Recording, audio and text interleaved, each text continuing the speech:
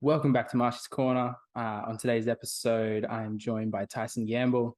We're talking all things Broncos, NRL, even do a little bit of American sports. So, yeah, it's just a fun chat, really. And that's been my experience. This is Tyson's second time on the podcast, and the podcast always feels just super normal, natural. I don't know what it feels like for him, but yeah, no, it just feels like we chat and kind of wherever the podcast goes, it goes. And yeah, had a few questions at the end, but for the most part, we were just chatting. And yeah, no, it was a good time.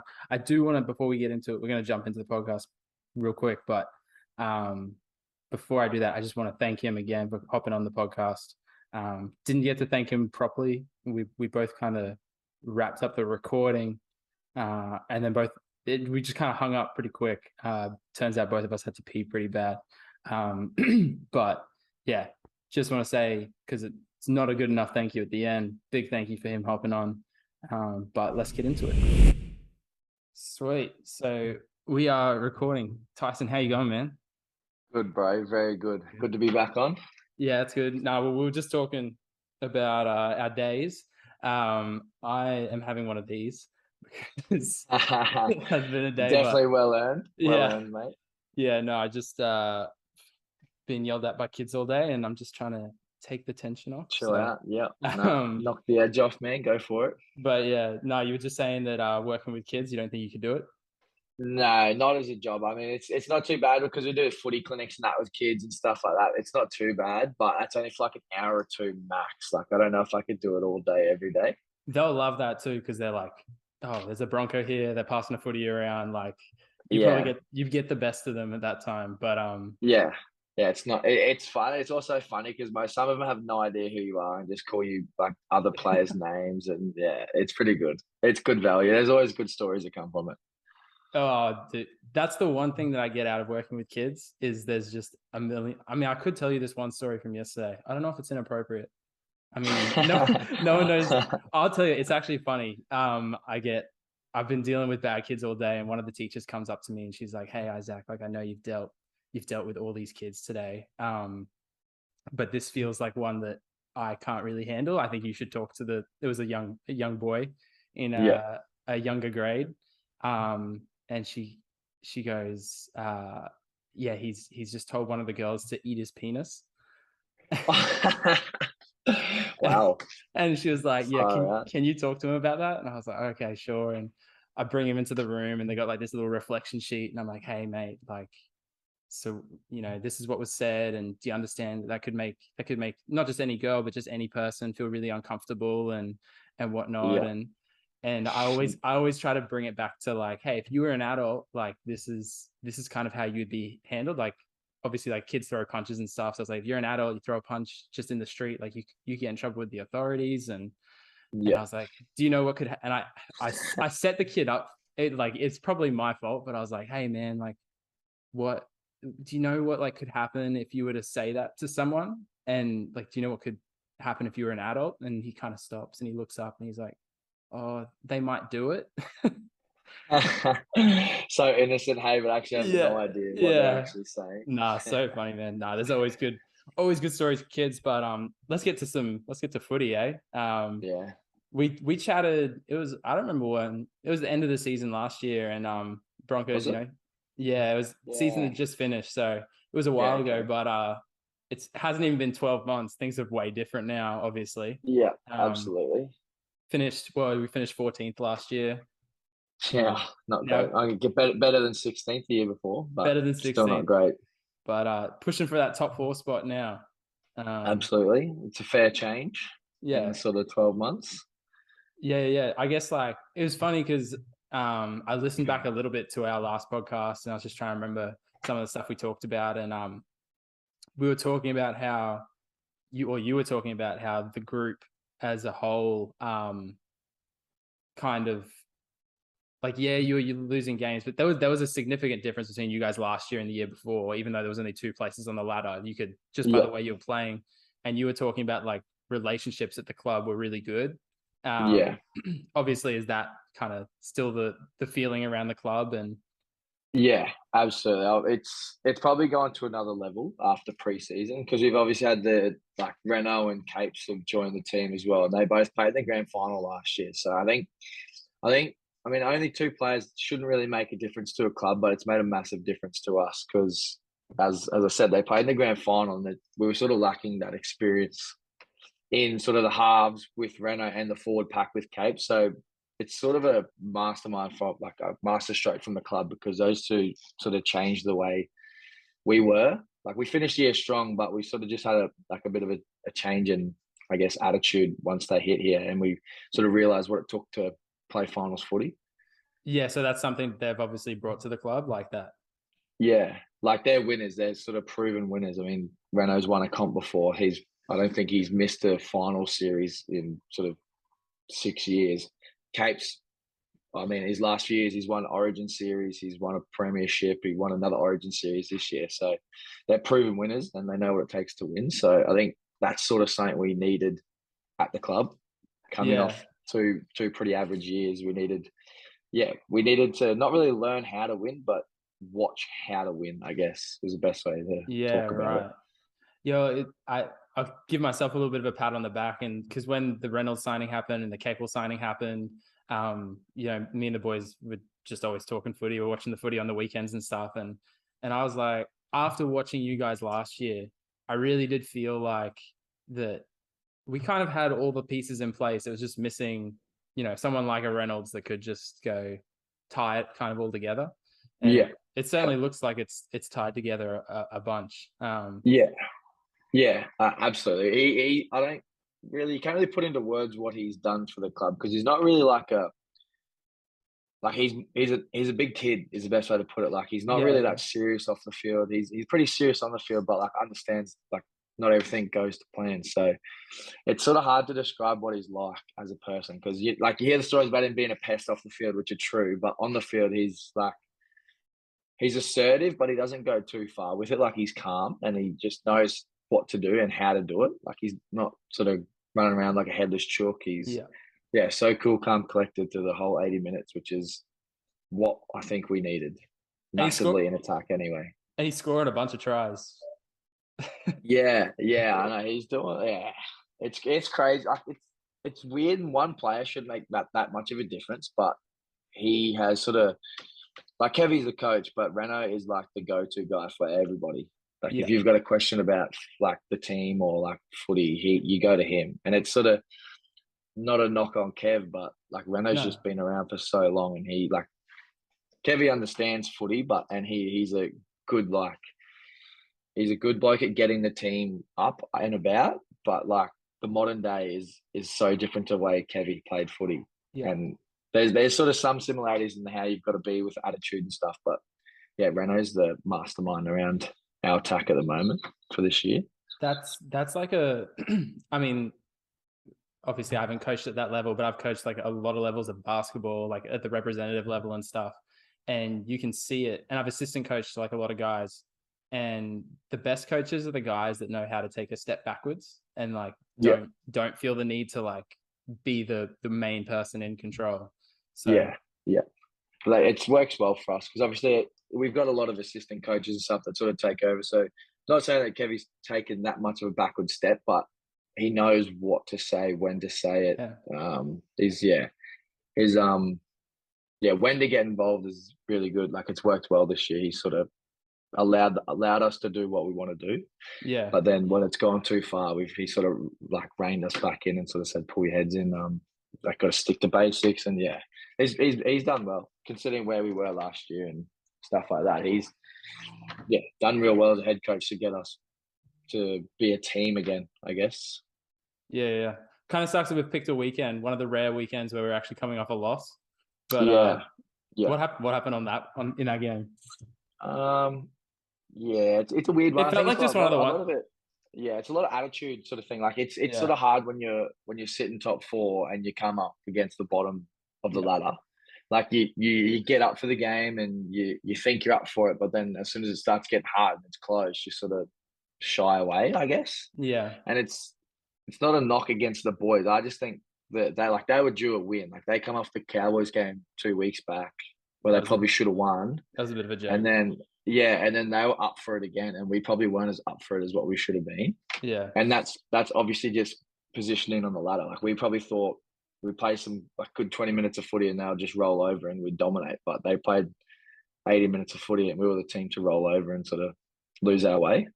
But that happens in footy sometimes. It's probably a good reality check for us leading into the finals. Like we're not king of the hill. Like we're Yeah. still able to lose games. We've got to sort of prepare well each week because obviously every team wants to beat the team in the top four. And we're just out of it at the moment because we lost on the weekend. But we've got a it's a weird end of the year for us because we versed Eels again, we versed Melbourne again, and we've got like a couple of teams that are in the bottom 8 as well. So I mean, you sort of got those easier games where you want to be playing really well, and like obviously everything's fine tuned, and then you've got two hard games as well leading into the finals, which is what you need.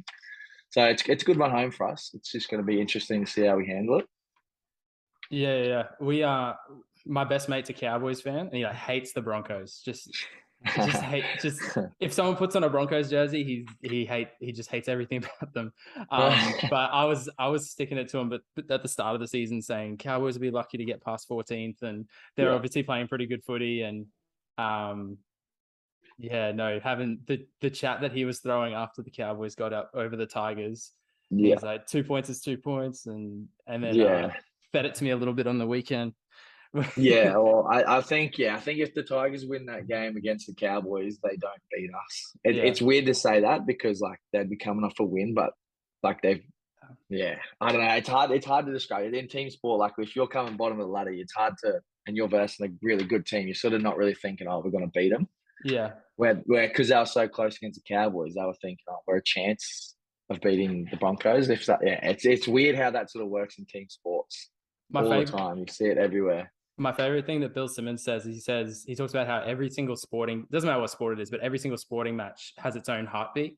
And it definitely felt like just one of those ones where Tigers were up, we weren't as up. And it's probably a good loss to have coming into that back end of the season. So bit of a wake up call. Absolutely. Yeah, absolutely. And it's sort of good for us because we have a short turnaround. Like we played Saturday last week and into Thursday night. So you don't really dwell on the loss too much. Like you don't have sort of those like another week, another few days to dwell on it and watch video on it. So it was pretty good for us. Like we copped the loss on the chin and it's on to the next pretty much. Yeah. I guess moving just to you personally, like you've had a pretty good year, but it's been like a little bit in and out and whatnot. Like I was kind of sitting there with a notepad and I was like, what is the Broncos' best 17 going into the finals? And like, I have no idea what our best 17 is. I can like, when I talk to all my mates that are Broncos fans, there's one kind of thing that comes up with you. And it's like, if you're in that 17, everyone knows that you're going to get the job done kind of thing. Yeah. And so and you found a way that even though maybe you haven't consistently gotten onto the field, every time you do get on the field, there is that level of consistency. So like for you, how do you come in like mentally and whatnot? How do you, I guess, stay ready? Yeah, it's I don't know, man. It's when it's something that you want to do that badly, you're just going to be ready regardless. And it's like I want to play NRL. I hate not playing NRL. Like I feel like I'm an NRL player. So when I'm not playing, it sort of like lights that fire a little bit. So when I get back in, like I can prove to people that like I deserve to be there. That's just me being competitive. Like I'm probably like the most competitive person on that field. Like I don't really care about anything off the field. Like I'm pretty cruisy going, but as soon as I get onto that field, like I hate losing, and I don't want to lose, and I'll do anything and everything in my power to not lose. Like it's just because I'm so competitive and like as I said, not playing lights a fire in me, and I struggle to like I hate watching the boys play if I'm not there because I feel like I'm letting them down if they're losing. Like the weekend's game was so hard for me, like I couldn't watch it because I feel like me not being there, I've let them down, or like I've let them down because I'm not playing. It's weird, but that's just how I'm wired. I hate missing out, I guess. Yeah, I mean, I guess the Broncos have a really good problem right now because you definitely are a first grader. Like, there's no question about that. Like, you saw the way you came into the Bronx team last year, that Gold Coast game, and then the way you played throughout that whole season and kind of turned our season around a little bit, like gave us a bit of a shining light. That kind of felt like it started with you. And then even this season, like it was a little bit shaky and then you kind of got that start again. And I guess around my friends, I was like, I don't understand why Tyson's not personally. I was like, I don't understand why he's not the sixth going into the season. But you came in and you played really well, and there was even the game where Renault went off hurt, and then you kind of became that halfback, and you were floating both sides of the field. But Yeah, no, for you, I don't think there's ever a time where you've been on this season where you haven't looked like that you're up for it. Like that's the yeah, one thing that all of us feel is around me and my friends that watch every game is if you're in the team, like we're actually like pretty confident. And there's a few boys that were like, oh, Dearden's getting a call up for Origin. Like Gamble can't be get that far behind either, like just because of how well you've played. But obviously last year you played a lot on the right edge. And yeah, then coming Reynolds obviously likes that right side. What's been that throwing a couple of forward passes and stuff on that left side?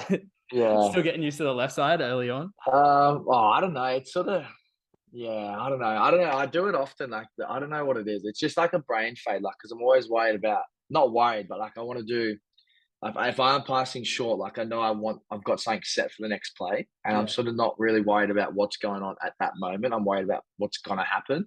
So then I switch my mind off for like 2 seconds, and I fuck up, and I'm just like, oh well, Well, yeah, it's only funny. Like I play Oztag and stuff, and yeah, I'm a ball player in Oztag, and I tend to throw them more forward. Like if I'm throwing right to left, if I'm throwing a short ball, I tend to throw them more forward, going right to left than I do left to right. I don't know why yeah, that is, but it's just like a more yeah. comfortable pass on that right Yeah, side than the left. absolutely. For most it is, yeah. Yeah, For me. I often stop on my pass when I play short, yeah, and me that's too. probably why I throw forward a lot more, especially on that side of the ruck because I'm predominantly a like right side. So when I play on the right side, it's easier for me to sort of step into line and square up and keep running. Mhm. But on the left side, I've got to step off my left foot and do it. So I sort of step and stop running. So it's weird, and it's not saying that I should be doing, but it's just little things that I've always done that's hard to get out of your game when you Yeah, do it so repetitively. But yeah, it's an easy fix though. Like it's so easy to fix. I just got to keep running as I pass the ball, but most of the time I just stop. yeah, yeah. But I feel like That so a couple of them I don't oh, think they're have been flat. forward. They're flat for Yeah, sure. I think I've had a couple tries just taken off me to capes for like, but it is what it is. I mean, they've got to make calls regardless of whether I agree with them or not. They don't have to. They can just swallow the whistle. I'm a big advocate for like letting anything flat, like anything close to flat, just like play through. Yeah, I guess there's some glaring ones that are real forward, but yeah, as you said, the ones that are flat, like if I'm going right into the line, I'm getting tackled, so I'm going to be going the opposite way after I've passed it. Yeah, So that's the it's going to thing. look like I've thrown it forward too. If I'm Yeah, getting tackled and the other bloke's still running forward, yeah. it's like yeah, I don't And know. that's the other But thing. And when you have the ball out in front as well, and you throw it flat, like the ball's not going to come back to like your body. Like it's going to stay yeah, flat. That's the other thing that I think refs struggle with. But that question actually wasn't meant to be a knock on your game, by the way. no, that's right. The Yeah, question was meant to be more like, how have you felt playing on that left side of the field? And yeah. like, No, it definitely looks like you've gotten better each game. yeah. Well, I grew up playing on the left. Like when I was playing Queensland Cup for the first sort of year, I was on the left. I've only went to the right when I went to the Tigers because I was a right foot kicker.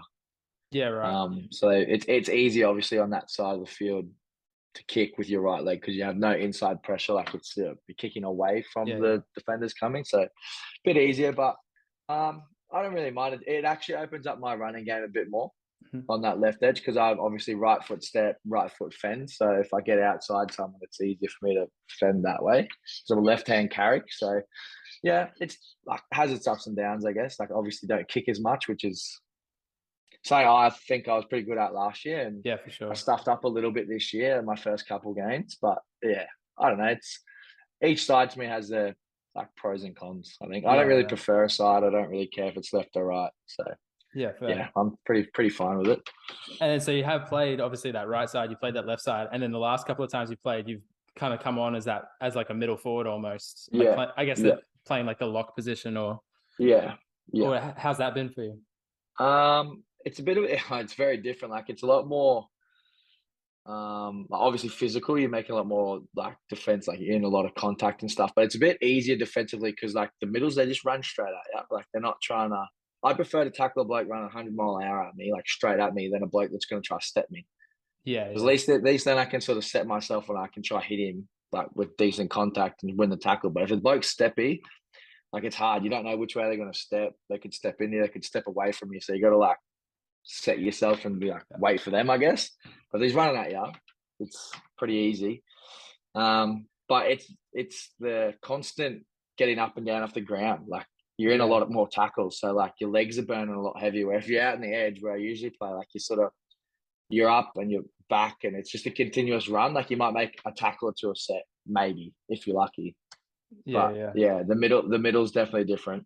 Definitely different. You sort of get a bit more of a recognition of the game from playing in there though, because you see how different it is for when you're half, how hard it is for a middle to do the things you're saying when they're tired. So you get more of a I liked it. It was good. I wouldn't mind continuing to do it, but we've got a pretty good forward pack, so it's pretty hard to crack.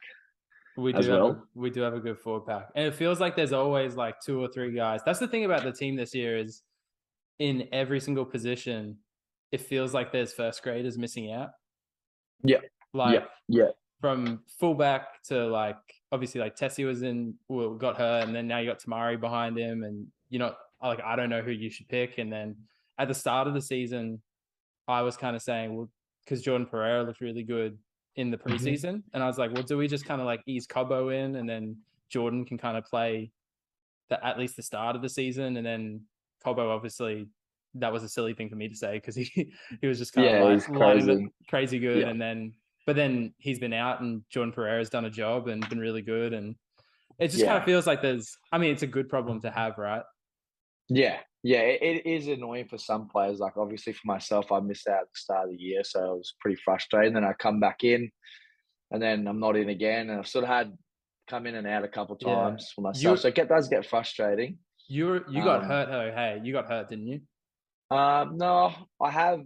So I have a stress fracture in my shin, but I've had it for 18 months, and we've just never realised. Like I've been cleared from 3 surgeons to play. So it was it was a weird situation because no one had really seen this sort of injury before. Like they've seen it, but not in league. And because I've played for it for so long, like with it for so long, they didn't really know how to handle it, whether I should get a surgery to fix it or because it's been so long that I can keep playing.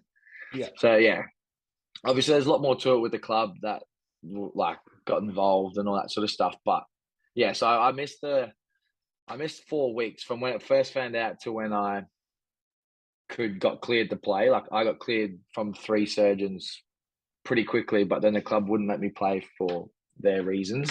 So I was out for a month, but in that month we only played 2 games because there was the rep round, which was and then Origin, and then we had a bye. So I missed I'm not sure what the games were. The first Melbourne game I missed. I think Canberra I missed as well. There was another one there. Yeah. Okay. Could be wrong. I'm not sure.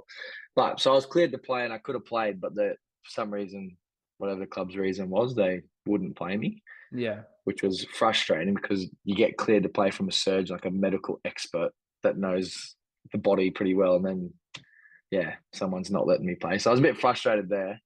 But at the end of the day, it's not really up to me. Yeah, I can say I could play, but if they don't pick me, they don't pick me. I guess at practice, is that like having all you guys that are first graders and each week, like I feel like anyone could kind of get picked. Does it kind of build a competitiveness at trainings and whatnot? Yeah.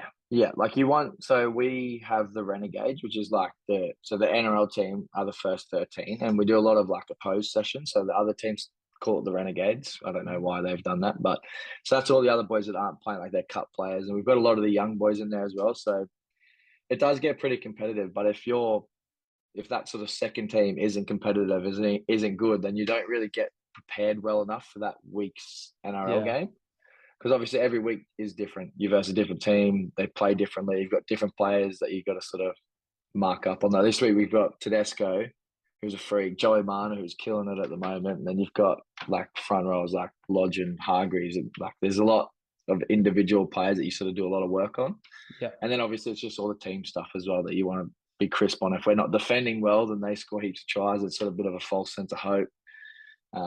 Then if we're not attacking well and they're shutting everything down, then it's a bit of a false sense of hope again for them going into a game. So you got to be on But even if you're not in the NRL team, you've got to be on the ball Yeah, every yeah, week, every session to make sure that you're not only preparing them well, but you're prepared for your game, like the cup game or whatever on the weekend. Because you don't want to have a pretty average week of training and then go and then play average. yeah, So yeah. yeah, it's a hard one to cop when you're not in that NRL team, but I mean it is what it is. It's the aim of the game. You can't not everyone can play NRL every week, so someone's going to Yeah. miss out. Yeah, yeah, yeah. How different do the trainings feel this year compared to last year? Like, is it like another step up, or is it kind of just been you guys have been feel like you've been building towards this anyway? No, I wouldn't necessarily be another step up. We were training pretty good last year. It was just I don't think we had a fair few players injured last year a lot. I don't think the depth of our squad was quite as good Yeah, last year. So like those sort of sessions weren't as good as what they should have been. But now because we've got so much depth, as we've sort of been saying, those sessions have been a lot better, and you don't sort of miss out on like that quality of training. We've had a few injuries, but you sort of like the young kids that come in do a job. Like they're eager and ready. Like they're training on roll, and they're like 18, sort of. So they're pretty stoked and want to put their best foot forward. So no, it's good. It is good having that sort of competitive edge. yeah. That young fella, Dane Mariner, he made his debut, and Yeah, he was good, man. He yeah, Dino, he's very good. he's pretty athletic. Yeah, well, I think he's 19, Yeah, right. and he's still got a lot of sort of filling out to do. But he's a freak, man. Some of the things he did in preseason, like because obviously he wasn't training NRL because he's 19, like he just sort of come into it. But some of the things he did against NRL players in preseason were like crazy. His Yeah, speed, right. his footwork, his strength, like yeah, don't want to pump up his tires too much, but he is a freak, and like obviously being young, you've got a lot of things to learn when you're playing NRL. But give him a year or two, and he'll be like an absolute powerhouse, I reckon. Yeah. How's Herbie coming along? Yeah, he's good, man. He's another one that's sort of he's different off the field. He's so funny. He can talks the most shit out of anyone, I reckon, at the Oh, club. really?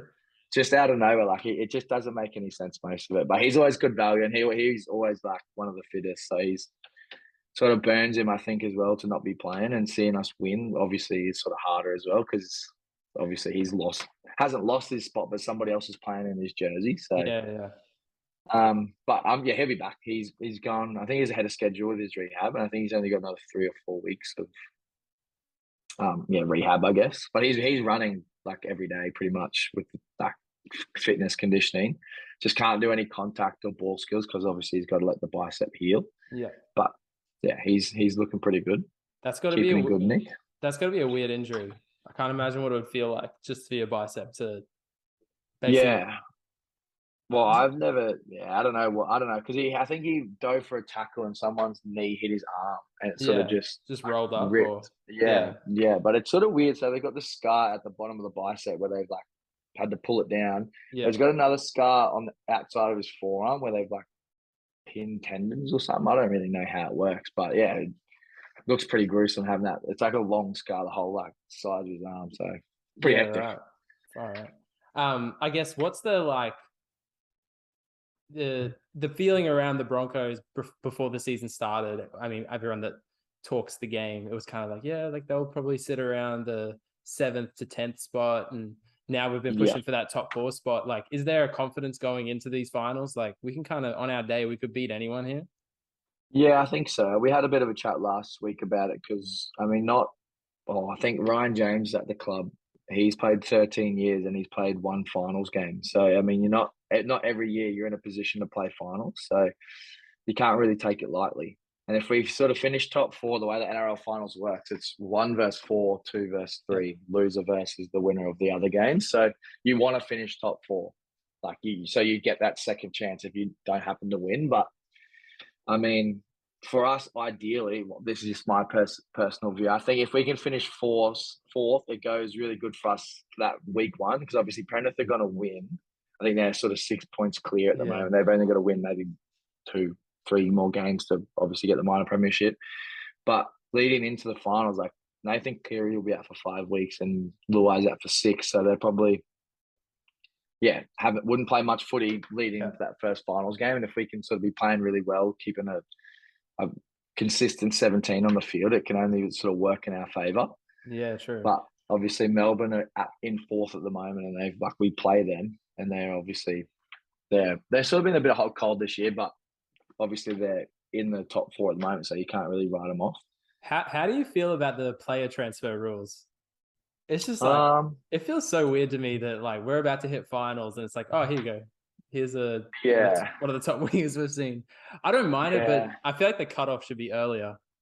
yeah. The loan deals I don't like. I understand because like players that are going or teams that are going through like injury crises, it's sort of hard to field teams some weeks, and if there's like Melbourne at the moment, Yeah, they're pretty rattled. they're really short on outside backs, and like they've had young blokes playing in the centers that aren't centers, and it's sort of like you can be competitive, but you can't like it's obviously hard to win games. So blokes like Noffa who aren't playing consistent NRL are playing cup, like it's an opportunity to keep playing. So I don't Yeah, that's really true. mind it. That's I true. just don't. I like it shouldn't be like something you can do all the time. Like Melbourne obviously need it because they need outside backs, so Yeah, that's right. understandable. Like it's got to be there's got to be a reason for it. You can't just do it because you want it, sort of thing. Yeah, yeah, yeah. But so that's yeah, I don't mind it, but it's weird. It is a weird sort of It is concept. it is a bit weird. But I mean, it's done things like obviously the Harry Grant loaning that just like kind of like gave a guy an opportunity that wouldn't have had an opportunity for a whole year. Yeah, So yeah, there's that side of exactly. it that's pretty cool. Yeah, Um, yeah. so you got a haircut. The mullet's Yes, gone. I did. Yeah, I What did. Unfortunately. what's the story? The money because you raised a bunch of money for that. Hey. Yeah, so it's for the children's hospital up out in Mhm. Brizzy. So we were going to do it for Shay for a Cure, but that's in March. Myself, Ken Keenan, we're going to do it, and for Shay for a Cure, and but they weren't quite like really long, so it wouldn't be really like it wasn't really nostalgic yet. Nobody had really Yeah. seen it. Like it wasn't really dirty, like sort of thing. Like I wanted to get it long enough and play a few games of footy so people could see it, like see how gross it was, sort of thing, and take the piss out of me. Um, and they got past that, and I was honestly 2 weeks before we did it, I was thinking about just shaving it because I did not like it. It was annoying me. I felt Oh, like I had to really? wear a hat everywhere. Like I couldn't. I just felt like I couldn't go out anywhere nice because I had a mullet, and Yeah. just like I couldn't do anything. But one of the girls at the Bronx sort of just said, "Well, we'll do like a shave. We'll shave it and we'll try to raise some money because one of the little fans at Bronx, Nate, he's like I think he's 3 or 2, and he was going through his last like dose of chemotherapy, sort of thing. Yeah, far So out. and he's been he's come down to training for like the last 3 years, like through COVID because he hasn't been able to go see family, and it's like sort of like you're allowed to go in like parks and stuff. And obviously, we Yeah. train in a pretty wide open place, and we got to meet the young fella, and he sort of yeah, he became friends with everybody. Like he was such a happy kid, considering he had cancer. Like at such a young age, he always run around, kick the footy with us, rock up in his Broncos jersey. Like yeah, and it sort of just lined up perfectly. So he got to ring his bells, so he was cancer free the same day we shaved our heads. So it was Oh, just true. yeah, which is That's pretty pretty cool. Like that is it's cool. yeah, yeah. It sort of lined up well for us, and we raised just over 20K as well, which was pretty awesome. Yeah, that's mad.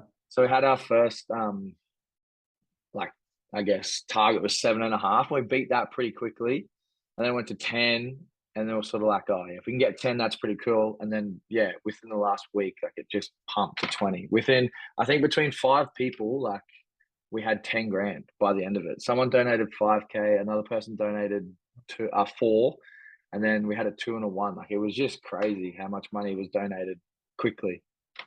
That's cool, It man. was You know, yeah, you know what sucks is like obviously I mean I saw that story like following you on Instagram, following the Broncos on Instagram, but you know on social media, on like or the media in general, you see all the bad shit, but like there wasn't that yeah, much with something like that, and that's like such a uh, cool story that you yeah. kind of just wish that's the stuff that you guys hear about more. You Yeah, know? well, the good thing with us was that we got to actually shave it on Channel 9 with Carl Stefanovic in the Oh, morning. you did? Like, Okay, yeah, cool. so we did get that. Like, it was only sort of like a 10-minute segment though. It was like right at the end of their show, and they just sort of cut to us, and we had a little bit of a chat, and they just recorded us shaving it. So it wasn't like that big of a deal, but I mean, it was still pretty cool that it got out there on like the news. Like, I think it's the Today Show, like that we're on. So, and we kept the sort of fundraiser open for a bit longer after that, and we ended up getting over 20K, which is pretty awesome. Yeah, I man. don't think we didn't expect to get like I sort of wanted to get 10, but we didn't really know if we'd get that because obviously we didn't like no one could really expect how much people saw it and wanted to help out, which is unreal. That's cool. So a little bit of change of pace, but last time you were on the podcast, we talked a little bit about American sports, and you were kind of like, I'd Yeah, almost rather talk about that more than yeah, footy. yeah, There's been a fair bit of American sports that have happened since the last time we talked. Obviously, a Super Bowl, NBA yeah, championship. Did you yeah. consume? Did you consume all that stuff? Did you watch all Yeah, that? we watched the Super Bowl at the club. So we've got like our meeting room, I guess, is sort of like a theater. And Yeah. we stayed back and watched it there. Not that the team that won I wanted to win, but I was a bit Oh, true. disappointed. Yeah, I'm a Who- big Joe Burrow fan, so I was like Yeah, all in on right. Cincinnati. But they were very long odds. I I can't remember who won, but yeah, I couldn't a bit remember who disappointed. who won the NFL? The Rams. Yeah, Yeah, the yeah, there Rams. you go. Yeah, that's right. Aaron Donald, the I, sack like in the last sort of 20 seconds. Yeah, I remember I that. I couldn't remember who your NFL team was. I don't really see. I'm not really You don't just have one locked now? down on one team. I like players, but Yeah. if I had to pick a team for this year, I like LA, the Raiders. Like Yep. they some of the signings they made are crazy. Like Devontae Adams from Green Bay's gone there. Yeah. They got their offense. Oh yeah. So their defense with Chandler, I think Chandler Jones is it or something like that, or something like that's gone there. Like they've just recruited and signed real well. So I'm hoping they go well, but Yeah. who knows? No, when it comes to the NFL, like I'm not as invested in it as other sports. I've started Yeah, playing the NFL fantasy. I find that's like a way to start learning the players and stuff. yeah, I just struggle to yeah, remember all the players. yeah, But I'm a Seahawks fan, and Russell Wilson leaving, I'm kind of like that was like my yeah. favorite Gutted. player. So, Yeah, but we got Metcalf still. I like Metcalf, so yeah, yeah, we'll see how we go. But the Seahawks last year were pretty disappointing. Their defense yeah, was so atrocious. I watched yeah. a fair few of their games, and you got some of the most talented offensive players in the world, and you can't put a defensive side around them at all. Yeah, But it's sort of that's why it's so hard, I think, in that sport because obviously you've got 53 people that play. So and it's hard to have the best wide receivers because obviously you've got to spend so much money on them. But then yeah, you sort of want like really good players in both, but it's sort of hard to do that too when like a really good player might get offered like 20 million more to go somewhere else yeah, than what you can offer. But if you've got a more well-rounded team, you sort of feel a bit better. But I feel like this year in the NFL, there's so many teams that are stacked. yeah. Like Tampa Bay's still stacked with obviously Brady's still there and Julio Jones just signed there. I wonder when The that guy's Raiders. like. When does Brady like actually slow down? I have no Like he idea. was still I have good no last idea. year. Yeah, yeah, he was a freak last year. Still, Yeah. like he led the league, I think, halfway through in like passing TDs or something like that, or passing yards. Like he was always top five in a lot of those things. But I think their defense, they lacked a bit in defense this year. The old Buccaneers, but they'll still be a force next year. And obviously, the Rams will be a force again. So it's just, I feel like it's a real close between like 5 or 6 teams in the Yeah. NFL. I know there's like 32 or whatever teams there is, but there's like 5 or 6 that are just really good and they could go either way. That tends to kind of be how American sports are. They have that many teams in every league that there's kind of like the ones at the top, and then there's just a whole bunch just kind of like trying to survive. Yeah, pretty much. Yeah, But that's what it looks like. yeah. Did you follow the NBA playoffs and finals much? I did. Like I was sort of in and out of it. For some reason this year, the NBA didn't really. Yeah, I didn't just couldn't really get around it. I'm not sure why. I obviously watched the finals, which was Yeah. like because I really wanted Boston to win. I was like all in on Boston just because something different. Like I was wanted to see someone else someone other than Curry and LeBron in the finals. So, Yeah. but Golden State is just too good. Like, Yeah. how do you stop Steph? Like, how do you stop him? I'm a big Steph's like my favorite player, so Yeah, I was fine with the result, but yeah, it was kind of yeah, not for me. It was nice to see him win without Kevin Durant, just yeah. because. Yeah, Everything that sort of happened, all the talk yeah. that was thrown around. Yeah, yeah. No, I agree. I agree. It's sort of There's so many. It's so weird in the NBA. Like they play with each other and then they leave and then they trash the other superstars and it's just like, well, It's these are such just your best mates. Like a year ago, like what's it's just going a on? drama, man. It's all drama. It Yeah, feels like a reality TV show. It Like, does sometimes, doesn't it? Especially like yeah, Draymond and obviously Durant going at it for so long, and then yeah, they always just seem to like throw little like digs at each other. I just don't yeah. understand it, but it is what it is. I think it's an on the court thing. Like, obviously, basketball is a sport that I played. Like, out of all the sports I've played, that's the one I've played the most competitively. And there is Yeah, something strange about basketball where, like, I remember I used to go to open runs all the time. And these are guys you're like your best mates with, and you've played together for years, mates off the court, and then you kind of get to the court, and it was like, and so a lot of these guys have gone and played college ball over in America and stuff, and yeah, it's just like you just hate each other for like the next hour. Like it's, yeah. I don't know how to It's just explain it, yeah. but It's just that competitiveness. Like you want to be better. Like if you're versing, like even in league, like if I verse my mate, like I want to hit him. Like I want to hit. yeah, Like you want to win. Like you don't want to lose. You want to beat. You want to beat them pretty you much. kind of want to That's the beat way your I friends always more am. than you want to beat your friends more than you want to beat like that person that you don't really even know. Yeah, absolutely, Yeah, absolutely. I feel like that's just the way it is with sport because you're just so competitive and you don't want them to have one up on you because then you just got to live. Like you'll never live it down, and then it's just continuous until you get one up on them. yeah, yeah. I've got a couple of American-based questions for you. Yep, sweet. Um, so who do you reckon's your American sports equivalent? Oh, I don't know. I see this a lot actually. I always get people tell me that I remind them of Patrick Beverly. I didn't want to say I, it, but that was yeah, mine. I knew that's where you're gonna go with it. I knew. I've seen that so many times, but I don't know.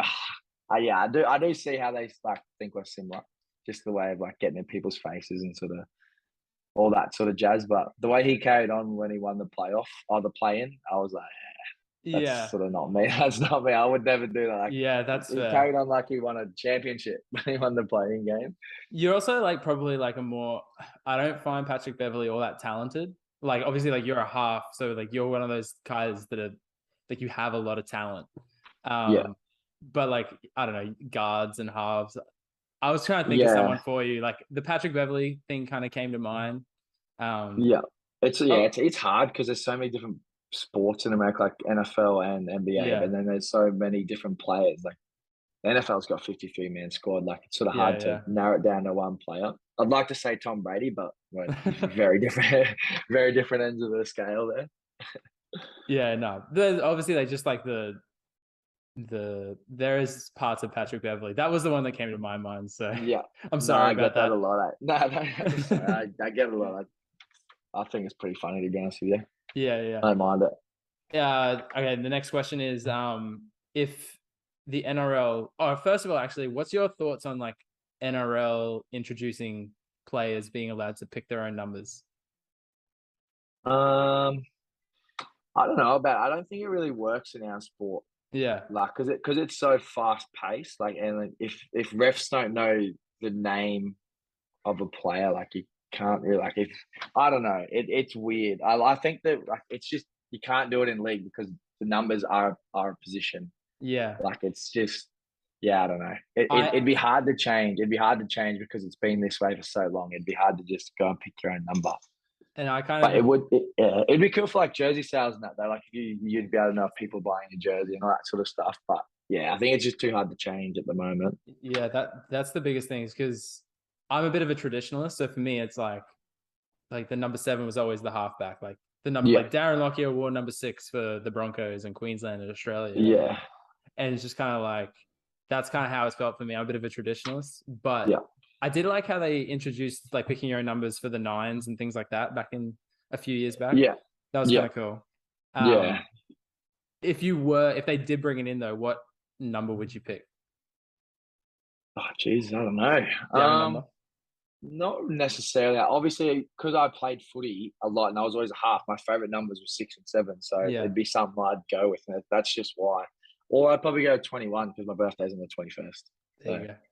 Fair yeah, enough. it's a tough one. Like I just said, like the nines and that were pretty cool. And like you get to pick your own number and that. But like the NRL jerseys, you can't really wear them out, if you know what I mean. Like No. I'll gladly wear an NFL jersey down the shops, but I'll Yeah. never wear a Broncos. Like I just wouldn't wear it. They just don't look right. They're too like I don't know how like they're Yeah, too they're not. commercialized. Like you've Yeah. got like sponsors everywhere. Like the NFL jerseys, they look good. Like NBA jerseys, it's just a singlet and like you can like it looks normal, but it's just weird wearing an NRL. Like I never wear my NRL gear out anywhere. I Yeah, might wear the training shorts, but I'll never wear the t-shirts or any of my training gear at all, ever. if you're gonna, for me personally, like if I'm gonna wear a jersey out, it's usually to a game, and I'm Yeah, wearing one of the like '90s jerseys, or like my favorite rugby league jersey is the 2006 Queensland jersey. So I've got yeah, that one. But like anything that's a bit older, like it's got a collar on it, and yeah, yeah, I feel like you can get yeah. No, away I with agree. those. But the more Yeah, recent ones, you just can't really wear them, and I don't know. Like I think that's just me, but a lot of the boys don't. Like we all wear NFL jerseys and NBA jerseys, but yeah, just the way our jerseys are, because they're so tight fitting, yeah, it's like you can't really wear a medium jersey out with a, yeah, I don't know. It just look weird. I don't think it's you not can't really you that much of a fan. you can't mix and match NRL stuff with just normal clothing like you can Yeah, yeah, with exactly. with an NFL or an NBA jersey even. And I like Yeah, I guess. the hockey jerseys are pretty cool too. Yeah, yeah. I think just because it's just the style in Australia of the jersey. Like, I would happily, if I was a fan and my team won the night before, like, I'd wear it then. But, like, Yeah, I'm not going to wear it all the time, sort of thing. Like, well, I wear my NFL jerseys once a week. I've always got one. Like, I love them just because I like the loose fitting sort of style shirts. Like, I don't really like having tight clothes on. So I yeah. guess it just works for me. I'm the But each same. their own, I guess. Yeah, each Nah, their own. I'm the same. And NRL jerseys don't look good if they're baggy, like at No, they all. look weird. Yeah, They it look looks like bad. you're in your dad's jersey when you're a kid or Yeah. something like that. Yeah, Whose wearing NFL a shirt. jerseys do you have? I've got Alvin Kamara's and Derek Carr's, and I've Yeah, got nice. Josh Allen's on the way Oh because yeah, I've been cool. stitched up a few times where I've bought some and they've come and they're like not proper. Oh And I really? buy it from the same store, or maybe I think I'm buying it from the same store, and I've just been absolutely stitched up because they're like $150, and then just shipping and everything. And Yeah, I had right. a what jersey that I bought a, oh, what was it? I think I had an Aaron Rodgers jersey come because I was like, I like Green Bay, Yeah. and it was just like, yeah, just not what it was in the photo. It was just pretty much like a t-shirt, and I was like, well, I'm not wearing that. I just the sheer disappointment. Yeah, Wanted this yeah. jersey to come for so long, and then it's just disappointment when it's not right. So yeah, I want my Josh Allen one to come because I think he's an absolute freak. Yeah, He's so yeah. good. Nice. I've only got a Russell Wilson one, so that's gonna have to Yeah, change. Um, yeah. You have to get a Denver Broncos on now. He looks no, funny in definitely. those colors. I think. Yeah, Yeah. I'm not used to it. You see, like that's. I feel like Renault, like you know how he was the South, he looked good in the South. I feel like Yeah. the Bronx jersey suits him. Like Yeah, it he does, doesn't eh? look out of place. Like like I feel like some players just don't suit certain jerseys. I don't know what it is, but it's Yeah. just the way I look at it. It took me a And that, while.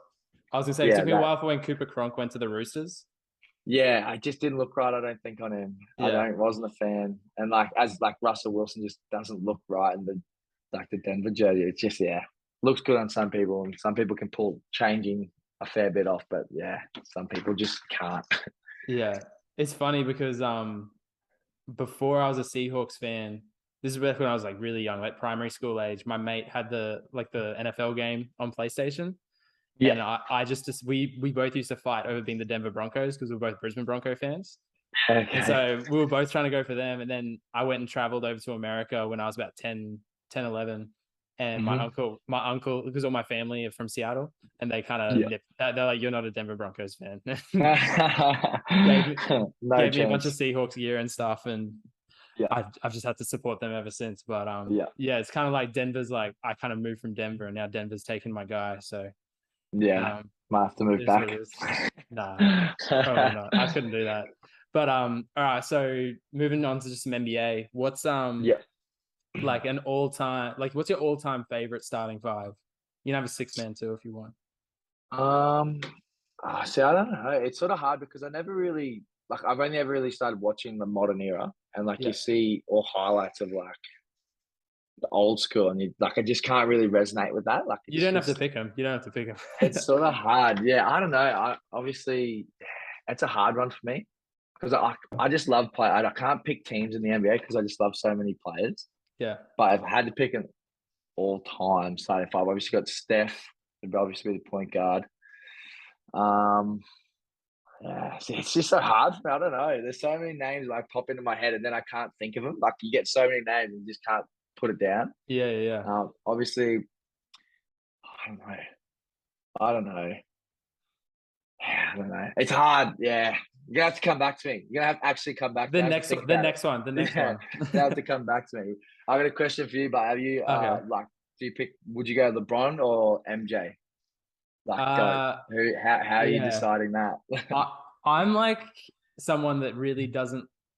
I try not to get into like conversation of like who's better than who, and especially Yeah, like I was saying, I was having this conversation with my friend about footy the other day, and I was like, how can someone talk about like a rugby league player being the best player of all time when there's 13 positions and yeah, a lot of people have like say Cam Smith or Joey. Like Cam Smith yeah, is like obviously one of the best players of all time, but is he the best player of all time if he doesn't have Billy and Inglis yeah, and like all these guys? And like maybe, but I feel it's probably not quite the same with basketball. There's only five guys on the court, and one person can probably dominate a game a little bit more than what you can in a footy game. yeah. Um, but I, I was having okay, so I was having a conversation with a friend the other day. Like we talked for hours about basketball, and we're like, look, LeBron and MJ, they're probably the two guys that you got to consider as the two best. But MJ kind of sounds like he was an asshole, and then LeBron, it kind of feels like it's a little bit about himself. Like it's kind of Yeah, like this isn't working for me. I'm moving on to this team, and so like yeah, if you were like a GM or if you were someone that owned a team, like I'd almost rather Kobe than the two of them. Because then it's like, well, yeah, you've got this guy that sticks around. He expects like hard work. He expects these things. yeah, Even someone like Steph, like Tim Duncan, like these guys that stick with it. I just don't know how to compare them all. But yeah. I get I you. It's sort of hard. Yeah, I think LeBron is the greatest floor rate floor raiser of a team. So like as in yeah, like if you don't have a great team, LeBron's gonna make you a really good team. But yeah, then guys like MJ, Steph, Kobe that can play off the ball, I think they're better ceiling raisers. So like maybe they couldn't take a shitty team as far as LeBron could take a shitty team, but if you have the other pieces in place to have like a championship team, yeah, maybe yeah, they can make a team a bit better. That's my yeah. opinion. Yeah, I get that because, and I feel like different like eras, like LeBron's more modern, MJ's like a long time ago, and obviously the game's changed so Yeah. much, so it's sort of hard to compare players from different eras, and they're two like they're very different. Like MJ was like, to me, he was more like score first, where LeBron's a lot like pass and sort of thing. I don't know. That's the way I look at it. But I'm not obviously I haven't watched it my whole life, and it's sort of just I've watched it for like 5 or 6 years, so just Yeah, my yeah. opinion. Wait, do you have a light? You've just gone real dark. Sorry. Yeah, I thought so, bro. No, you're good. Ugh. Is that a bit better? Yeah, no, that's sweet. Yeah. No, well, just in terms of like the different eras and stuff, you've got me talking about basketball. I love basketball so much. Yeah. But over COVID, because there was just nothing happening, kind of just stuck at home. Me and my friends, we both listened to this podcast and they started watching old games from like the 70s, 80s, 90s, because the NBA was releasing them to watch. Yeah. And so we were watching them as well, and it's one of those things where like you talk about like the greatest players of all time, like those guys in the 80s, they're not gonna hang with the guys that play today. Like it's just not gonna Yeah. happen.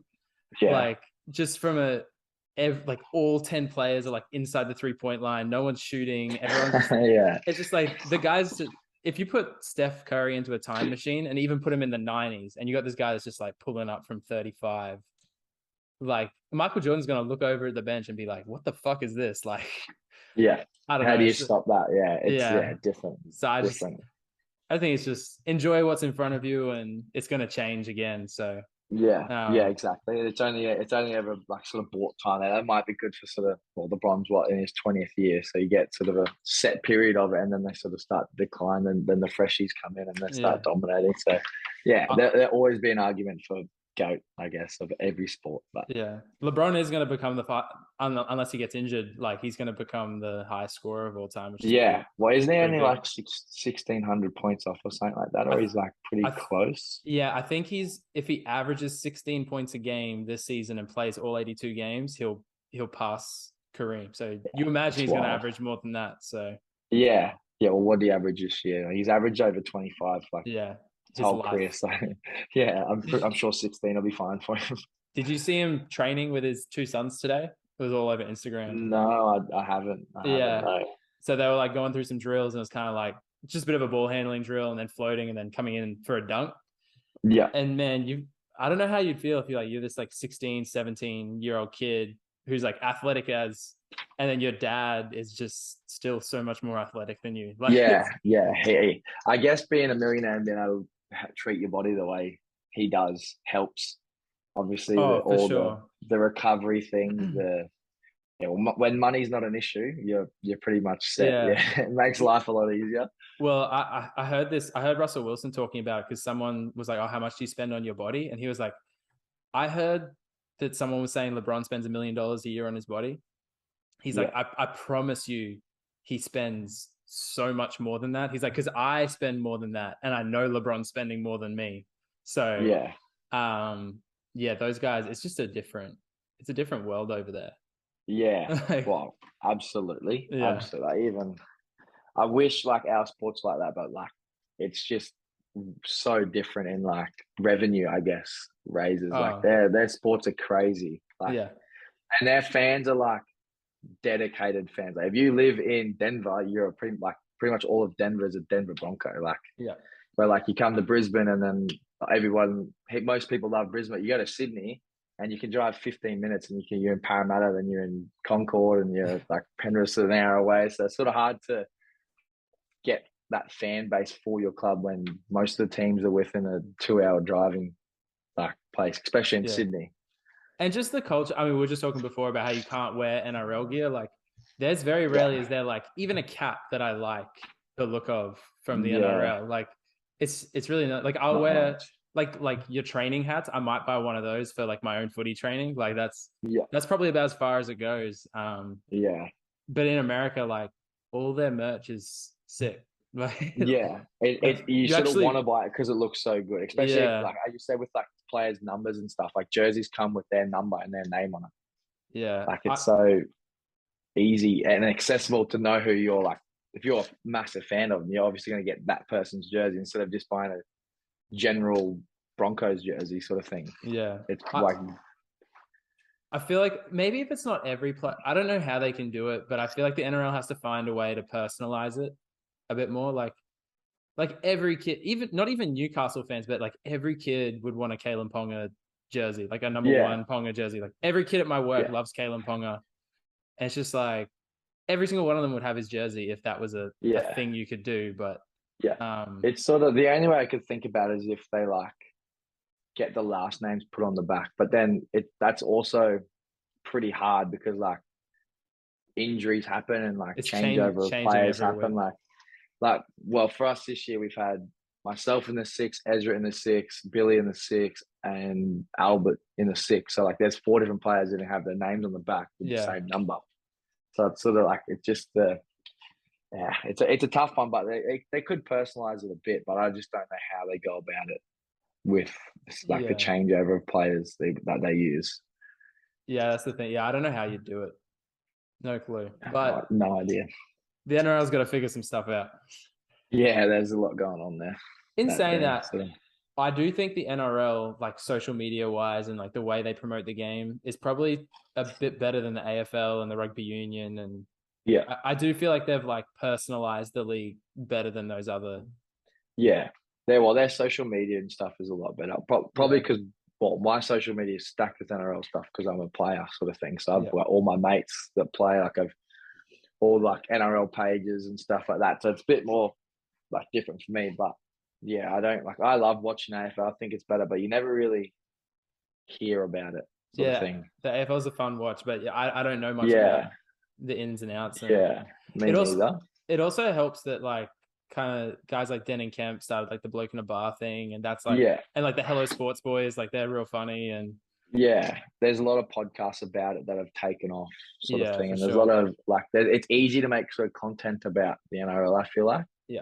and it's probably the same for the AFL, but like in AFL, in NRL, you've got tries every week that are crazy. Like wingers jumping out of the field and putting the ball down, so that you can literally just have a 5 minute chat about that and post it up, sort of thing. Like where in AFL, it's he might kick a cool goal, but or they might take a cool mark, but NRL's just got like contact, like the defense is crazy, scoring tries is carry up. Like Matt Burton's kicking at the moment is like ridiculous, and it's easy to talk about. Like AFL, it's sort of like a few good things. Like they're all good kickers, so it's hard to talk about that. Yeah. And like taking a mark, you sort of see them, unless it's a like ridiculous one. It's sort of pretty. You see it all the time, sort of thing. But that's just my take on it. I feel like there's more entertainment in league than there is in AFL, but AFL is still.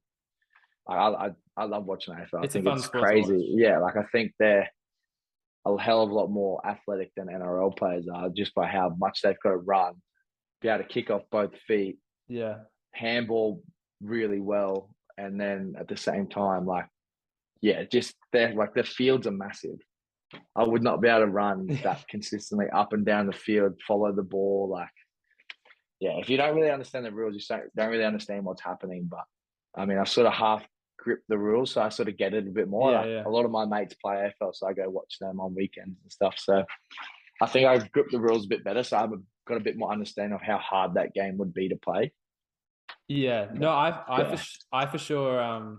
My mate used to work for the Lions, and then I got a bunch of friends that all watch AFL. And probably about 3 years ago, they kind of got me to start coming over and watching the games. And I almost played. One of my friends plays, and he almost convinced me to go play. Oh, really? But I reckon it'd be a bit of fun. Yeah, I think it'd be fun, but it's just one of those things. Like professionally, is like crazy, how. I just don't get it how they can do it. It baffles me. They're certainly the fittest of all the Aussie athletes, I feel. By a mile. Like I think as a half in the NRL, like halves and fullbacks probably cover the most ground, and we run at about. I think the most I've done is 9K, like the most at the very most in 80 minutes. And they're playing like some of their quarters can go for 30 minutes, like with their stoppage times and stuff. And if you're like a really gun player, like I don't know, like a Dusty Martin who's on the field all the time, like you could clock up like 12, 15, like I don't know, but that seems like ridiculous in that sort of short amount of time. Imagine how sore your body would be the next day. Yeah. Because they obviously have their contact. It's not as crazy, but like. Yeah, they don't have Dale Finucane shooting out of the line. But like they've got it's just wild how much, and I don't like even in their trainings and stuff how far they actually run from like one game to another, like how crazy that would be, how much running they do. It just I don't think I'd be able to do it. I dabbled in AFL in high school. Like I played 1 or 2 games, and I was doing a few trainings, and like you don't have that like front on contact that you have in like union and league, especially league. But that contact where you don't know where it's coming from is like kind of different. And absolutely. I lost 4 teeth playing AFL just because like really? I've like kind of like my mate was over. It was at practice. I wasn't wearing a mouth guard, and I've kind of like fended with my right and spun towards my left. And my mate, who is like 6'4", he's just like cleaned me up on the side of the chin here. And it's shattered 2 teeth down here and 2 teeth up here. Like the contact like shattered the whole way through. And I was like, just teeth all in my mouth. It's pretty gross, but you do see those sort of awkward bumps where they get blindsided and stuff like that a fair bit, which is it's sort of you watch it and you think, holy, that's a massive hit. But it's just sort of doesn't seem like it should be legal to be able to blindside someone like that, especially with the way like head knocks and stuff are in sports these days. Like if you're not sort of braced for contact somewhere and like you get whiplash, like the NRL, like if you crush for someone or there's whiplash, like they're off for 10 minutes, like they can't really come back on, sort of thing. Like I don't know what's in AFL like for head knock sort of stuff, or if there is like a HIA or something, but it's just I'd hate to cop a blow when you're not looking for it and just have that whiplash. Maybe I just saw your neck would be. The funny thing is like that contact, it didn't actually hurt at all, and it just felt weird. Like I just had teeth in my mouth, but it's kind of crazy how much. Like I don't know whether there just wasn't as many concussions and stuff back in the day, in league, or if we just didn't treat them the same. I'm sure it's probably a bit of both, but I just feel like the fitness, like the athleticism of league players these days. Because I was even watching like an early 2000s game, and I was like, those guys just aren't built the way the guys are built these days. So you guys are just like these, just like machines that are just crashing into each other every game. But and it's constant I contact in our sport, sort of thing. Yeah, I don't feel like our heads have changed, like the bodies have changed, but like our brains and our heads and stuff, like that stuff hasn't changed. So agreed. Yeah, no. People talk about NRL players like, oh, it'd be so great to be a rugby league player. I was like, I don't know, man. Like, I don't get my head. Yeah, it's all it's all relative. Hey, the one thing I get, is like, oh, you're so like you've got so much money, you're an NRL player, but there's only like 10% or like 15% of all NRL players that are on like above $250,000. Like it's not like everyone's on hundreds of thousands of dollars all the time. Like you've got to play a fair bit of footy or be pretty good to get sort of those like $800,000 contracts. Like it's not like they're just giving out sort of thing. Like we've got a salary cap of sort of like what, just under 10 mil or something. And you think you've got to fit 30 something players in that, 36 players or 34, depends on your development. Like if you've got $1 million player, there's already a fair bit taken away. Then you've got a few that might be on like 700,000, 800,000. Then there's like a third of your contract or like your salary cap gone, and 3 or 4 players, and you've still got 30 spots to fill. So not everyone's that rich. Obviously, most of us we get paid well. And I'm not saying I don't get paid well, but like I'm not on hundreds of thousands of dollars like people think I am. Yeah. I wish.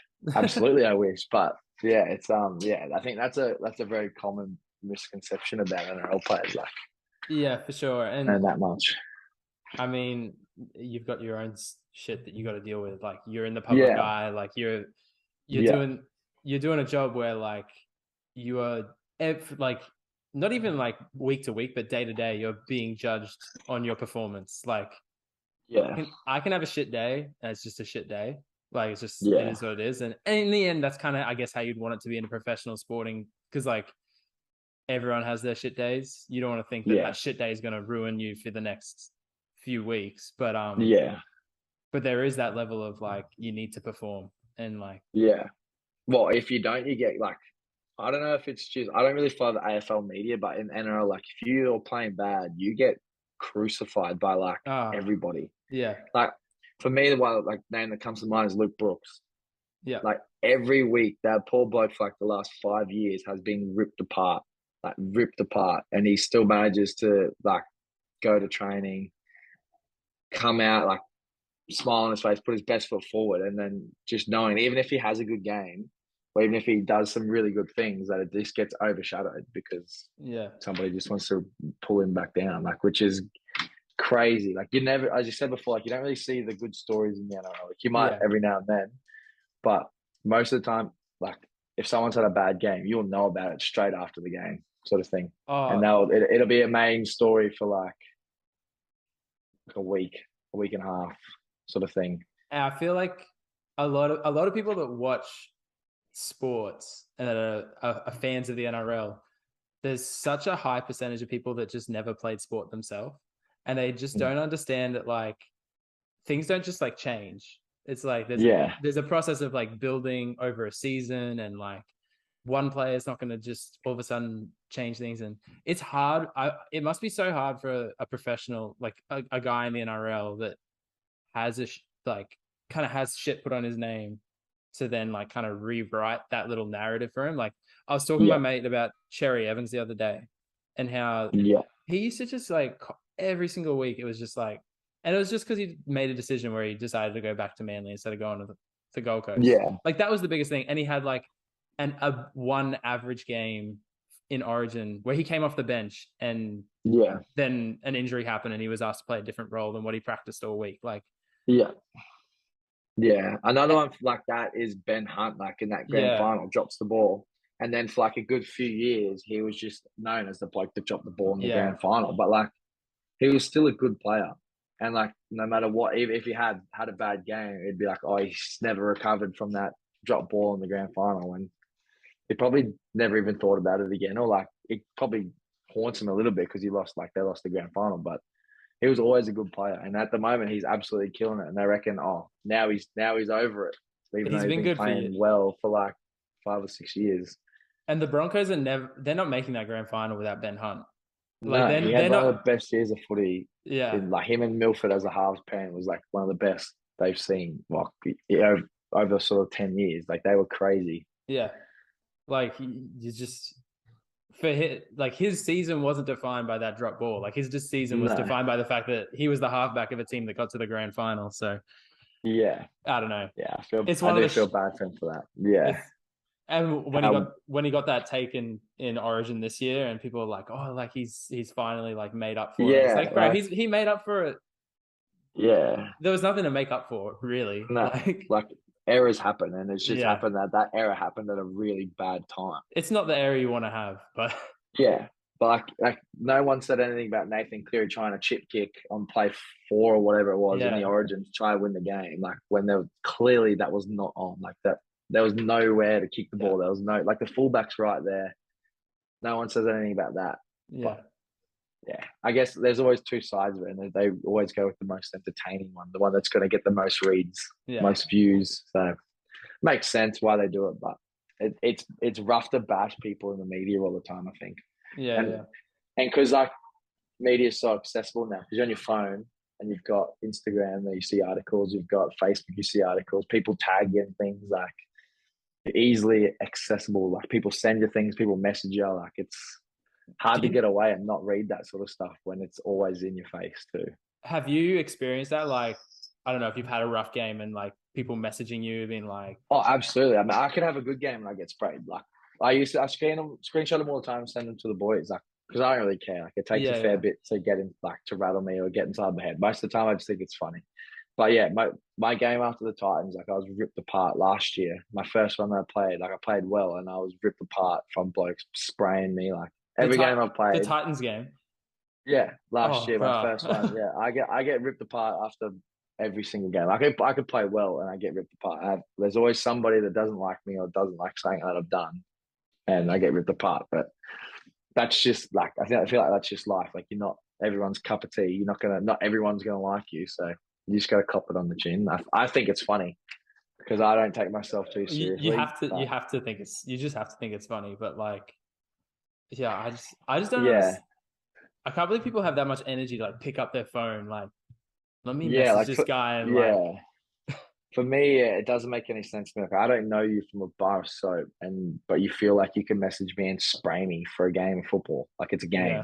yeah, yeah, Yeah, it is what it is, man. Everybody's weird. Like I get them all the time. I get weird ones that people like add me to group chats, like people I don't know, oh, like on really? Facebook. Like you get your message requests on Facebook. Like Yeah, I've been added to heaps of random group chats. Like I don't know these people. I'm not friends with them.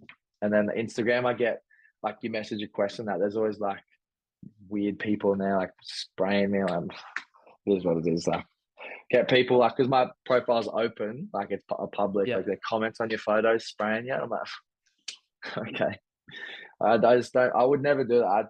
I feel that's just me. But I'd never publicly spray someone. No, So for everybody to see, like it's just not gonna. Could always end bad for you. Like say if you get posted on something or your boss yeah. sees it or something like that, see you spraying someone, carrying on like an idiot. Like it can't look good for you, but No one's saying it that is shit what in it is. person either. Like, No, not at all. They'll ask for a photo or ask for something. It's just like yeah, it is what it is. Though. Like it's. I it's feel like that happens to everybody. you just gotta stop fucking up people's multis, bro. That's Yeah, I've had a couple of those. I think I had one this year actually when I don't know who we were playing, but I kicked a field goal. We're only up 10 points. And I thought we're up 12, and I kicked the field goal right at the end of the game, and it was like we're up 11, and like somebody oh, had us. like 6 to 10 or So something. yeah, 6 to 10 or something like that, or they had us 13 plus, and they were like, "Why didn't you try go for a try?" And I was like, "Oh, like, I care about what your bet is. Like, Yeah. I don't really give a fuck. It doesn't bother me at all." Carrying on, like I generally could not care, but That's funny. it is what it is. Everybody just wants to carry on sometimes. Yeah. No, bro, thanks for the time. I've got a couple just questions to like finish off and Yeah, then I'll let all you good, go. all Uh, good. so they're just a couple of fun ones. Favorite Mhm. footy player growing up as a kid? Well, probably Jonathan Thurston. Yeah. Yeah. Okay, this is like a question that I've kind of wanted to.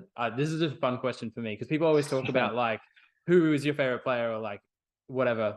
I'm more Yeah. interested in something like this. So, what would be your all-time dream edge to play with? So, like, give yourself a second rower, a center, a winger, a fullback if Yeah. you want. Okay. Like, so that's Yeah. your edge. Like, what's your dream edge to play with all time? Um, all time, eh? So Edge would probably be. It's such a tough one. Um, Probably Matt Gillette, to be honest with you, just Yeah, because like I my prime of footy was when he was killing it, and he was yeah, like one of the best edges in the world. Center, oh, that's another tough one. Probably GI. Probably can't go past GI on that in that position, and then wing, Jarrell Yao oh yeah, probably, just nice. because like you give the ball to any one of them and they could make something happen. Like Yeah, it yeah, probably, and that was the Queensland edge that I grew up watching pretty yeah, much. Was like, it would have been Gillette, Thurston, um, Yao Yi, and Inglis. yeah, So yeah. that's probably why that is for me because it was just something that I've always I watched, and think, they dominated for 8 years or whatever it yeah, was. I think Hodges would have been that side though. Yeah, or either way, but yeah, Yeah, yeah, obviously yeah, it's just hard to toss up GI yeah, when he was one of the best center to play the game and one of the best fullbacks to ever play. So yeah, for it's a sure. tough one. Do you And want to then if throw? I had to pick a fullback, Yeah, Billy fullback. Slater. Yeah, that's Billy fair enough. Slater by a mile, by Yeah, a mile. No one even comes close. yeah. No, I agree with that. Teddy's pretty good. I like every time I watch Teddy, I'm like, this guy is a freak. But Billy Slater was just something different, eh? Yeah, I feel like you can sort of tell how technical Billy was now that he's a coach. Yeah, Like you sort of see a different side of him where apparently he was like that his whole career. Like he was so diligent and would watch video all the time, know how to manipulate certain yeah, defenders, and like that's not something every player knows how to do or can knows how to like is that smart to do it. Like I barely ever watch video. I only watch the video that I get shown. And he would have yeah, yeah, been like he'd do it in his spare time, like going and watch how to manipulate defenders and how best way to score tries. And sort of you can see hearing that, you know why he was so good at what he does, because he was yeah. just a freak. Yeah, well, I was listening because Denning Kemp has Cam Smith come on his podcast every week, Yeah. and I think it was Cam Smith talking about it. Like he was obviously the hooker and the captain, and for that Melbourne team, Queensland, Australia, and everything. Mm-hmm. And like from the outside looking in, it might kind of seem like, oh, that could be the guy that could be the head coach, like the guy that's kind of been in that head role. But apparently, Yeah. like Billy Slater is just like another level higher. Like he would always be the guy that was going to be the next coach. Yeah. Yeah. I feel like you certain players you can know are like that. Like Renault would be a really good coach. Like he will be. I feel like he wants to be a coach and he will be a good coach. But then you look at other good players like Cooper Cronk would be similar. I feel like he'd Yeah, be a good coach because he's so smart about it. But other players you just look at and you think like, no way. Like they just don't have that personality or like they're just yeah. not like that. How would you go Inclined, like, coaching? yeah. I don't know. Probably not very good. Yeah, I'd enjoy to be like an assistant or something, but not a head coach. Like head coach is like I'd not like to be mates with everyone. Where like as a head coach, you've got to be mates with them, but like it'd be hard if you're really good mates with someone to tell them that we don't want to re-sign you, yeah, or yeah, like you're getting dropped this week. So like you've sort of got to have that level of like I don't know what the word would be or how to say it, but you've got to sort of have that level of friendship where it's not like you use a mate and you can chat, but you aren't going to see each other and go to coffees on yeah, your days off, sort of thing. yeah, yeah, yeah. Yeah, nice. Okay, yeah. Two more questions. Yeah, Who's the last person you'd want to do a run it straight challenge with at the Broncos? Flags, That's fair. Tom Flegler. Yeah, yeah, He, yeah, he's just not him. Payne, well, Payne not so much. Oh, to be fair, I I wouldn't want to mean, run yeah, at you him, wouldn't and want I to. wouldn't want him to tackle me either. Him, those two, or Paddy Carrigan.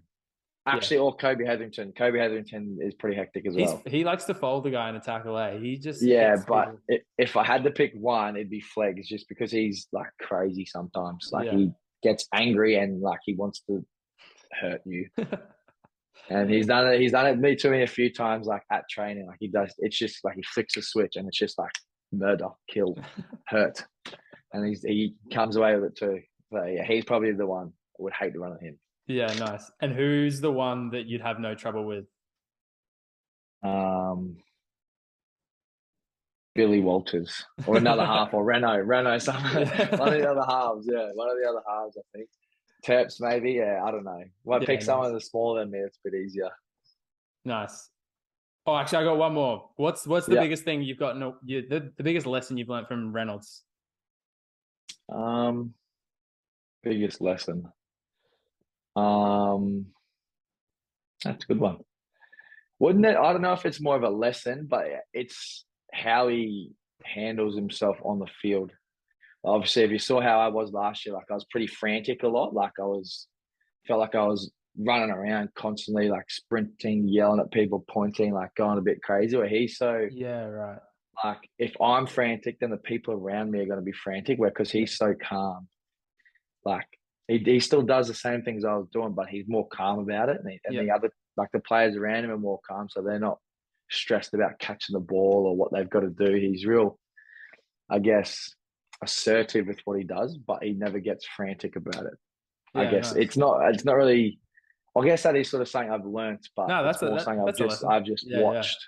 Yeah, hasn't really taught me. It's just something I've picked up from him, playing with him and watching him play. yeah. Nice. No, I like that. No, thanks for your time, man. It's been fun. All good, bro. No stress. Thanks for having me on again. Yeah, all good. Have a good one. Legend, bro. Catch you later. Cheers, bro. See ya. Bye.